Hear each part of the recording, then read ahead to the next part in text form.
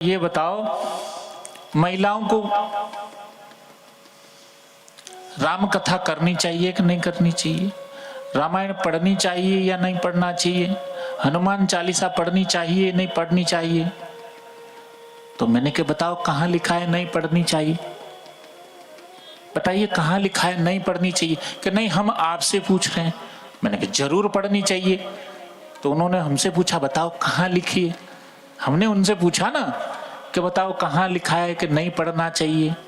तो उन्होंने भी हमसे पूछा कि बताओ महाराज कहाँ लिखा है पढ़ना चाहिए? मैंने कहा बिल्कुल लिखा है। बोले कहाँ लिखा? जे कोई पढ़े हनुमान चालीसा हो ये सिद्ध साखी गौरीसा, तुलसीदास सदा हरि चेरा, कीजे नाथ हृदय में डेरा। पवन तनय संकट हरन मंगल मूर्ति रूप, राम लखन सीता सहित हृदय बसहु सुरभूप। लिखा है जे कोई पढ़े हनुमान चालीसा हो सिद्ध साखी गौर। जे का मतलब क्या होता है? आदमी होता है, औरत होता है, बूढ़ा होता है, जवान होता है, बच्चा होता है, क्या होता है भाई? जे का मतलब तो कोई भी पढ़ो। लिखने वाले को प्रॉब्लम नहीं है, लेकिन हम ठेकेदार फूकट के बन के बैठे। लिखने वाले तो लिख दिया कोई भी पढ़ो, और हमने कह दिया नहीं साहब नहीं पढ़ सकते हो आप। क्यों नहीं पढ़ सकते? अरे एक स्त्री पढ़ेगी रामायण को तो उसको ज्ञान होगा कि तीन तीन सास के साथ में सीता मैया कैसे रहती थी। अपने बच्चों को संस्कार दे पाएगी, अपने बच्चों को अच्छे संस्कार दे पाएगी। सच बताता हूं, आदमी का जीवन कितने घंटे का होता है? पुरुष का जीवन कितने घंटे का होता है? मात्र 4 घंटे का जीवन होता है पुरुष का। 2 घंटे सुबह और 2 घंटे शाम को। 8 बजे नौकरी पे जाना है, 6 बजे वो सो के उठेगा, 1 घंटे में जैसे ही ब्रश त्रश करेगा, रोटी वोटी खाएगा और निकलेगा वहां से सीधा नौकरी पे। रात को 8 बजे फ्री होके वापस आएगा, घर पे आएगा, हाथ पांव धोएगा, भोजन वोजन करेगा और वही 10 बजे के सोने का चाहिए। 2 घंटे सुबह और 2 घंटे शाम को। ये जीवन है पुरुष का। जिंदगी भर जीवन भर वो कोलू का बेल बनकर आपको कमा कमा कर आपको देता रहता है। ये लाली लिपस्टिक पाउडर जो भी लगा हुआ है ना, सब उसकी कमाई का है। समझे ना? सब उसकी कमाई का है। हाँ हाँ,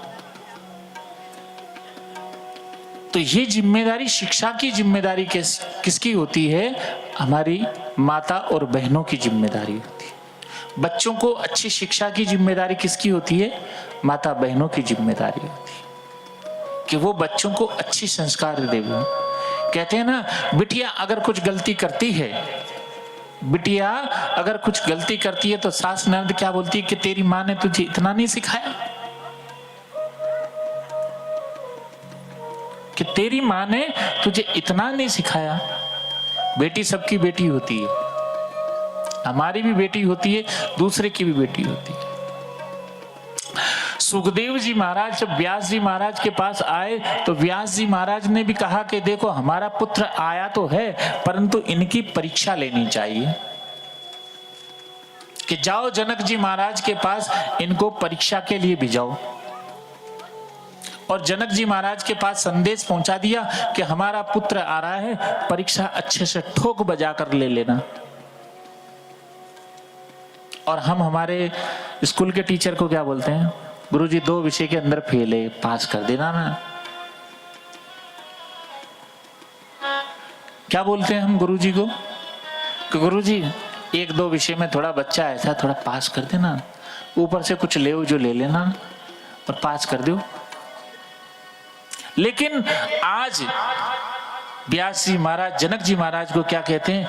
ठोक बजाकर परीक्षा लेना इसकी। हमारा पुत्र है, परीक्षा में पास ऐसे ही नहीं होना चाहिए, हमको देखकर पास मत कर देना। व्यास जी महाराज क्या कहते हैं? हमको देखकर पास मत कर देना, इसकी पूरी परीक्षा लेना। गए जनक जी महाराज के पास, बाहर से संदेश भिजवाया कि सुखदेव जी महाराज आए हैं, आपसे कुछ सीखना चाहते हैं। बोले उनसे कहो बाहर, हम बाहर रुके, हम बुलाते हैं। 3 दिन बाहर खड़ा रखा, 3 दिन तक बाहर खड़ा रखा। और आपको हमको 3 घंटे रख देवे तो धूप में,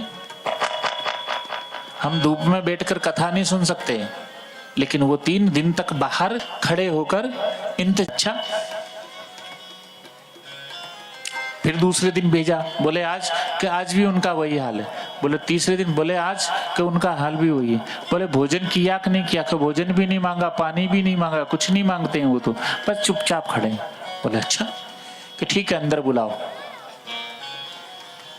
अंदर बुलाया, कुछ दासियां लगा दी उनकी सेवा करने के लिए कि हाथ पैर दबा देंगे। नहीं भगवती महारानी आप बैठ जाओ आराम से, आप बैठो, हमारे हाथ पांव दर्द नहीं होते, हम स्वस्थ हैं एकदम। जिसके हाथ पैर दर्द करते हो उनके दवाइएगा, हम स्वस्थ हैं। आओ तुम सब बैठो सामने, हम तुमको कथा सुनाते हैं। भगवान का भजन गाने लगे।